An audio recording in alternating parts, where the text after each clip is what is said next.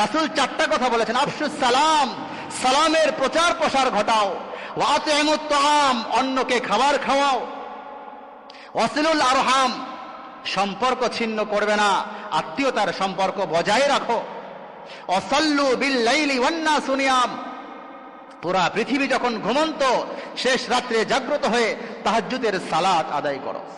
এই চারটা কাজ করো, রাসূল বলেছেন তাদখুলুল জান্নাতা বিসালাম।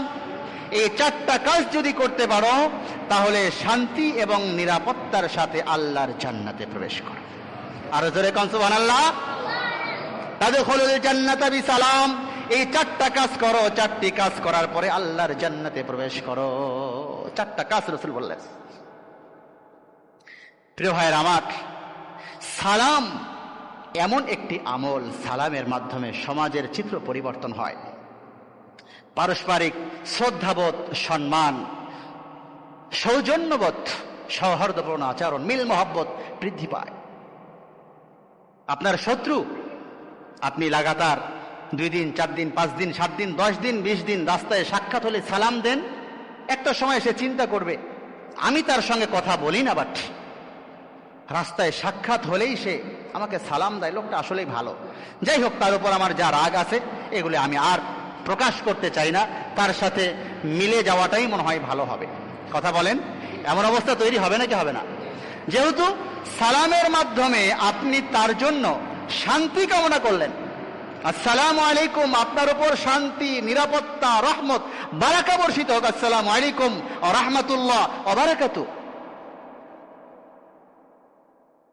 আব্দুল্লাহ ইবনে সালাম রাদিয়াল্লাহু তাআলা আনহু এই হাদিসটি বর্ণনা করলেন, তিরমিজি এবং আবু দাউদের বর্ণনা। প্রিয় ভাইরা আমার, এখানে ছোট্ট একটু আলোচনা করব আব্দুল্লাহ ইবনে সালাম কে ছিলেন।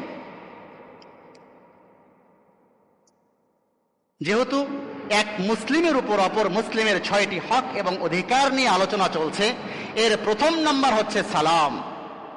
ইদা লাকিতাহু ফাসাল্লিম আলাইহি, সাক্ষাৎ হলে সালাম করো।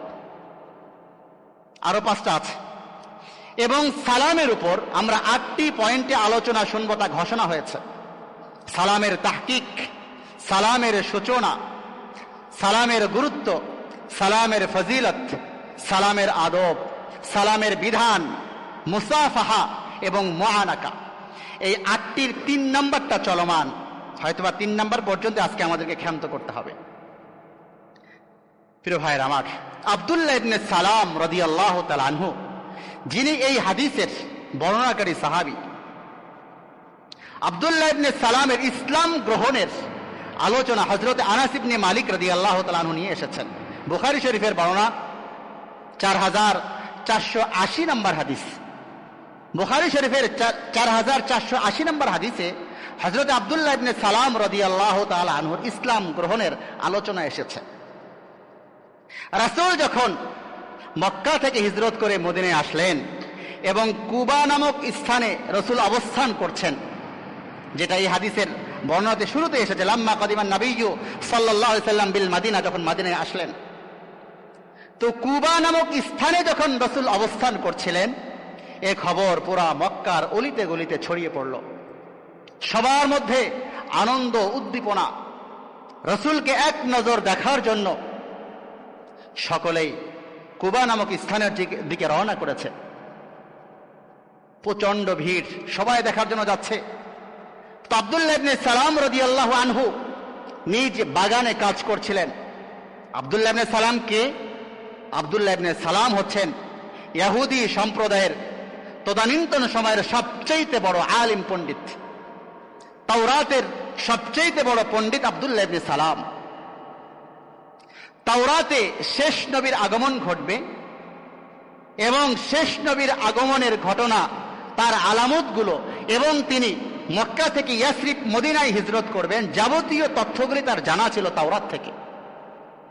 যখন শুনলেন শেষ নবীর আগমন ঘটেছে, তার অন্তরে কৌতূহল জাগ্রত হলো যে আসলেই কিনা, সত্য কিনা, বাস্তবিক কিনা। তিনি তার কর্ম বিরতি দিয়ে কাজ শেষ করে কুবায় আসলেন। রাসূলুল্লাহ সাল্লাল্লাহু আলাইহি ওয়াসাল্লামকে প্রথম দর্শন, প্রথম দেখা ইহুদি সম্প্রদায়ের সবচেয়ে বিজ্ঞ আলিম বাবা ছিলেন বড় একজন নেতা, ইহুদি সম্প্রদায়ের প্রভাবশালী ব্যক্তিত্ব ছিলেন, আর্থিকভাবে সচ্ছল ছিলেন। আব্দুল্লাহ ইবনে সালাম বলেন, আমি যখন এসে প্রথমবার বিশ্বনবীর চেহারা দর্শন করলাম, চেহারা দেখার সাথে সাথেই আমার অন্তরে উপলব্ধি হয়েছে, এই কথার উদ্রেক হয়েছে যে এই ব্যক্তি অবশ্যই মিথ্যা বলতে পারেন না। অনেক ক্ষেত্রে এমন হয় না, মানুষের চেহারা দেখেই বোঝা যায় যে লোকটা নিঃসন্দেহে ভালো মানুষ? কথা বলেন, মানুষের চেহারায় তার ভিতরের অবস্থা ফুটে ওঠে নাকি ওঠে না? আব্দুল্লাহ ইবনে সালাম বলেন, আমি বিশ্বনবীকে প্রথম দেখার পরেই আমার অন্তর সাক্ষী দিচ্ছে যে এই লোকটা নিঃসন্দেহে একজন সত্যবাদী মানুষ। হযরত আব্দুল্লাহ ইবনে সালাম বলেন, এরপরে সবাই রাসূলের সঙ্গে সাক্ষাৎ করছেন, কথাবার্তা বলছেন। আমি আস্তে আস্তে গোপনে রাসূলের একেবারে কাছে চলে গেলাম, একেবারে কাছে চলে গেছি। কাছে যাওয়ার পরে আমি বিশ্ব নবীকে 3টি প্রশ্ন করলাম, যেই প্রশ্নগুলোর উত্তর সাধারণত কোনো মানুষের দেওয়া সম্ভব নয়। কেবলমাত্র এই উত্তরগুলো নবী রাসূলগণই দিতে পারেন। আব্দুল্লাহ ইবনে সালাম বলেন, আমি রাসূলের কানে কানে গিয়ে বললাম, ইয়া রাসূলুল্লাহ, আপনার কাছে আমার 3টি প্রশ্ন। আব্দুল্লাহ ইবনে সালাম ইহুদি সম্প্রদায়ের সবচেয়ে বড় আলিম, তাওরাতের সবচেয়ে বড় আলিম, এখন ইসলাম গ্রহণ করেন নাই। 3টি প্রশ্ন আপনার কাছে আমার। রাসূল বললেন, ঠিক আছে, তোমার প্রশ্ন করো। আব্দুল্লাহ ইবনে সালামের 1 নম্বর প্রশ্ন, কিয়ামতের একেবারে নিকটতম আগ মুহূর্তে সবচেয়ে বড় আলামত কিয়ামতের কোনটি? কিয়ামতের একেবারে নিকটতম সময়ে, কিয়ামতের নিকটবর্তী সময়ে কিয়ামতের সবচেয়ে বড় আলামত। 2 নম্বর, জান্নাতীরা যখন জান্নাতে যাবেন, জান্নাতে যাওয়ার পরে আল্লাহ পাক রব্বুল আলামিন সর্বপ্রথম জান্নাতীদেরকে কোন খাবার দ্বারা মেহমানদারি করবে?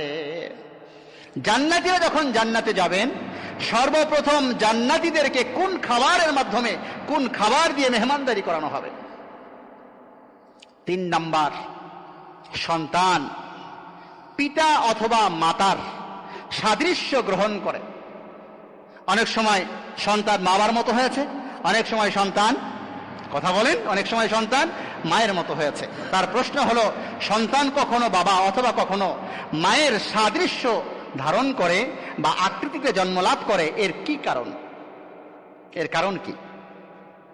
রাসূলুল্লাহ সাল্লাল্লাহু আলাইহি ওয়াসাল্লাম মুস্কি হাসি দিয়ে বলেন, এই মুহূর্তেই জিবরিল আমিন আমাকে এই 3 প্রশ্নের উত্তর বলে দিয়ে গিয়েছেন। এটা হলো সুবহানাল্লাহ? আরো জোরে বলেন। এই মুহূর্তে জিবরিল আমিন আমাকে এই 3টি প্রশ্নের উত্তর বলে দিয়ে গিয়েছেন। রাসূলুল্লাহ সাল্লাল্লাহু আলাইহি ওয়াসাল্লাম এই কথা বলার পরে আব্দুল্লাহ ইবনে সালাম, জিবরিল আমিন? কে জিবরিল আমিন? জিবরিল আমিনকে তো ইহুদি সম্প্রদায় অনেক খারাপ মনে করে। এরপরে কিছু কথাবার্তা হওয়ার পরে রাসূল উত্তর দিচ্ছেন।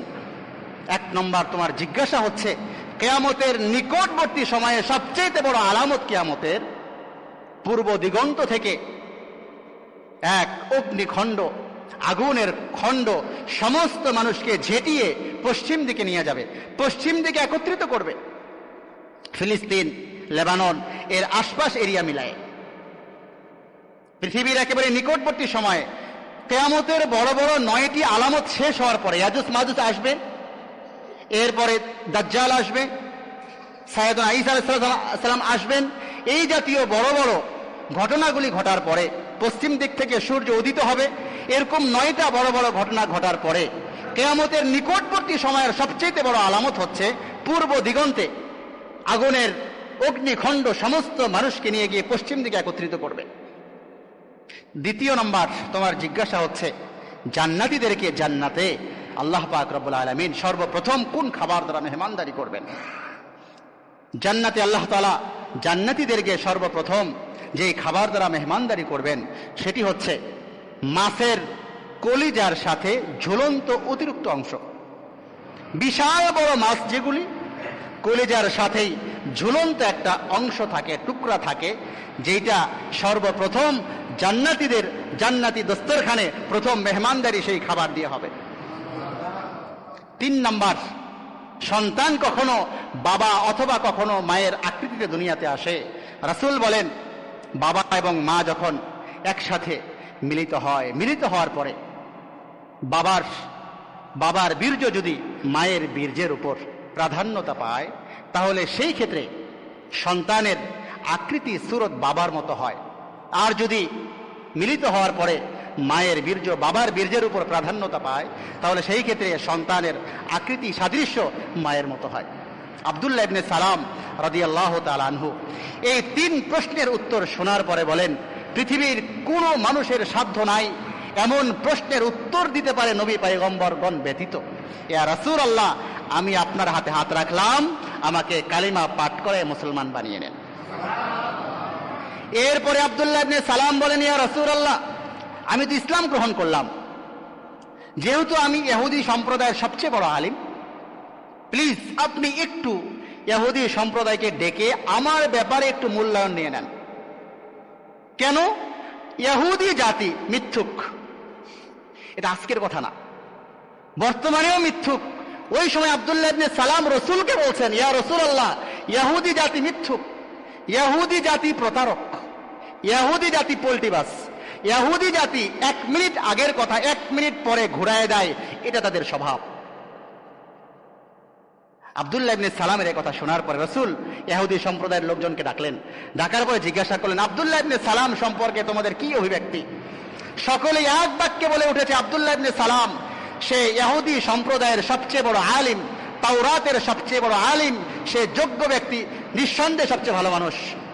রাসূল বললেন, যদি আব্দুল্লাহ ইবনে সালাম ইসলাম গ্রহণ করে নেয়, এ কথা বলতেই আব্দুল্লাহ ইবনে সালাম পিছনে আড়াল হয়েছিলেন, সঙ্গে সঙ্গে এসে রাসূলকে সামনে রেখে সবার সামনে আরেকবার কালিমায়ে শাহাদা পাঠ করে ফেললেন, আশহাদু আল্লা ইলাহা ইল্লাল্লাহ ওয়া আন্না মুহাম্মাদান আবদুহু ওয়া রাসূলুহু। এ কথা বলার সাথে সাথে ইহুদি সম্প্রদায় সঙ্গে সঙ্গে পল্টিবাজি, সাথে সাথে আব্দুল্লাহ ইবনে সালাম ইহুদি সম্প্রদায়ের সবচেয়ে নিকৃষ্ট ব্যক্তি, সবচেয়ে খারাপ মানুষ, সবচেয়ে জঘন্য মানুষ, সে মিথ্যাচার করেছে, সে আমাদের সম্প্রদায়ের ভালো কোনো ব্যক্তি নয়। সাথে সাথে রাসূলুল্লাহ সাল্লাল্লাহু আলাইহি ওয়াসাল্লাম আব্দুল্লাহ ইবনে সালাম বলে, রাসূল দেখলেন, আমি আপনাকে শুরুতেই বলেছি ইহুদিদের আচরণ, তাদের ব্যবহার, তাদের চরিত্র এটা। আজকেও দেখেন ইসরায়েলের অবস্থা দেখেন, ইহুদি সম্প্রদায়ের অবস্থা বর্তমানেও দেখেন। এরা আজকের নতুন বেয়াদব নয়, এরা হইল রসুলের ওই জামানা থেকেই তাদের আচরণ, তাদের ব্যবহার এমনই ছিল। প্রিয় ভাইয়ের আমার, এই ছিল আব্দুল্লাহ ইবনে সালাম রাদিয়াল্লাহু তাআলা ইসলাম গ্রহণের ঘটনা।